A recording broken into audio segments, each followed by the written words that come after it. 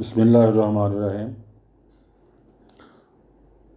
पिछले लेक्चर में यानी लेक्चर नंबर 5 के अंदर हमने एक शुबे का जिक्र किया और वो ये था कि मुख्तलिफ मौज़ूआत कुरान के अंदर एक के बाद दीगरे आते चले जाते हैं, जिसकी वजह से इंसान जो है कुरान के सफ़ात पर ही भटकता रहता है।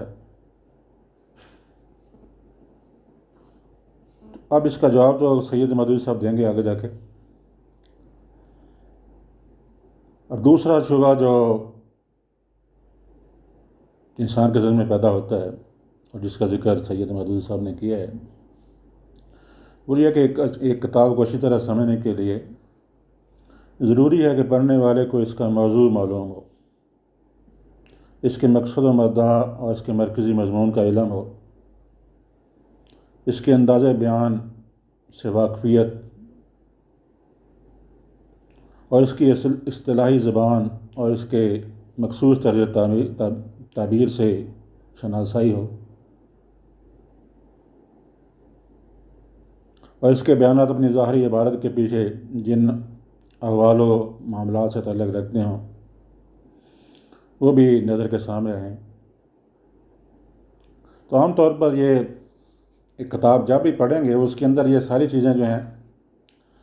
उसके फसलों के अंदर, उसके बाब्स के अंदर, अबवाब के अंदर और उसके मौज़ूआत के अंदर ये सारी चीज़ें शामिल होंगी। तो इसलिए उनको पढ़ने में इंसान जो है शुरू में ही उसके नतीजा उसके ज़हन में होता है कि ये पढ़ूँगा तो इस तरतीब से पढ़ूँगा। इसके हम बहुत ज़्यादा इस चीज़ के आदी हो चुके हैं।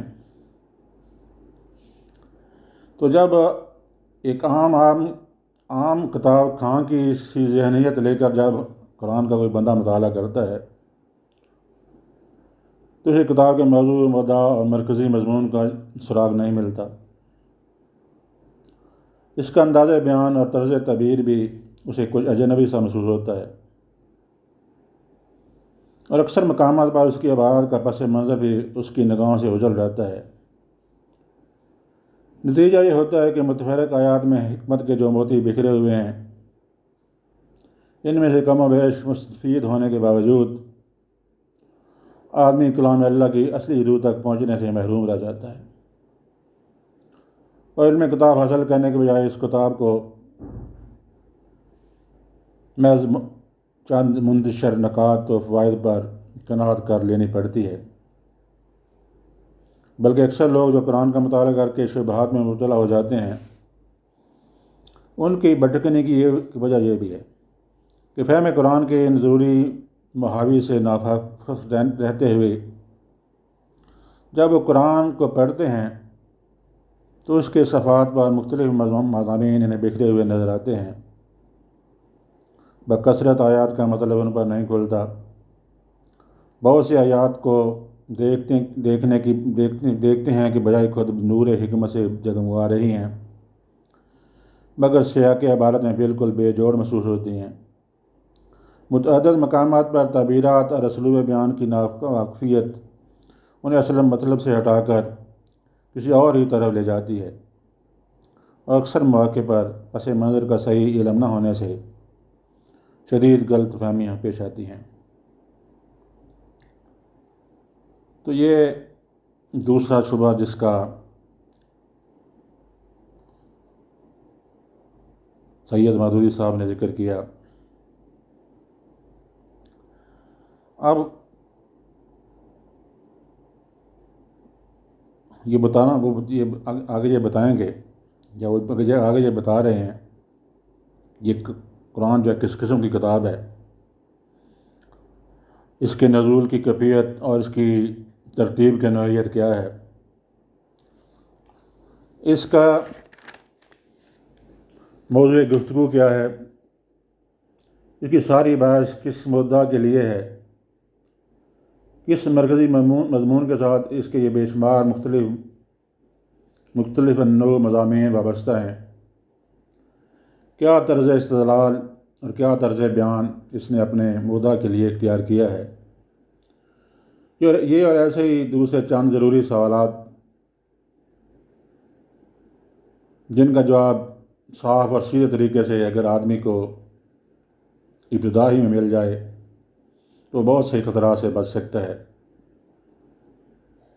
और इसके लिए फ़हम व तदब्बर की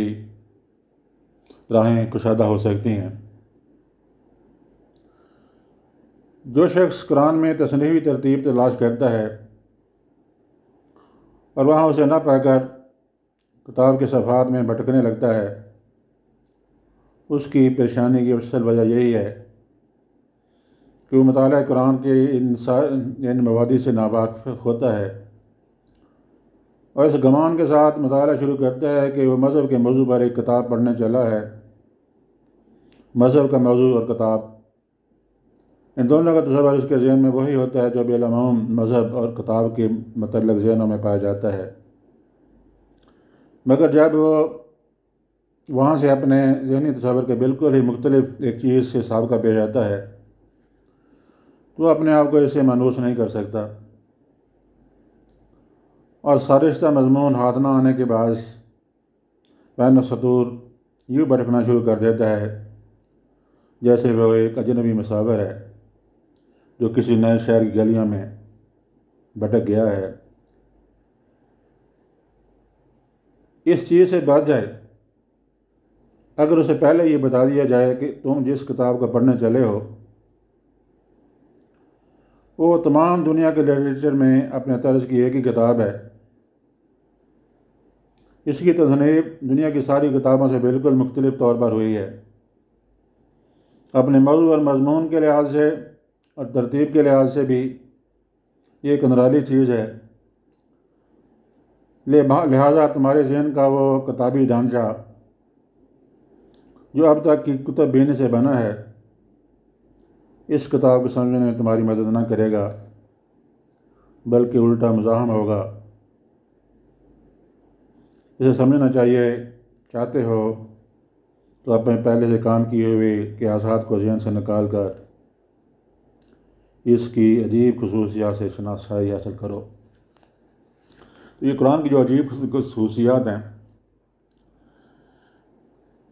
इसका मुताला जो है दूसरी किताबों के मुताले से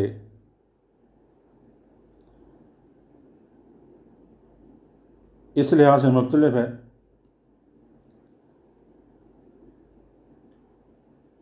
अब इसकी जो तफसील आगे सैयद मौदूदी साहब बताएंगे वो यही है कि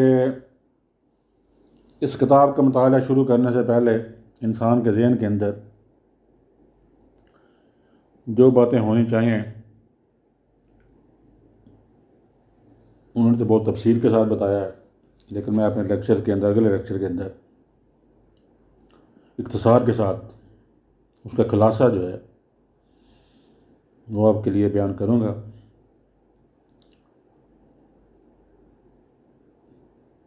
वमा अलैना इल्लल बलाग।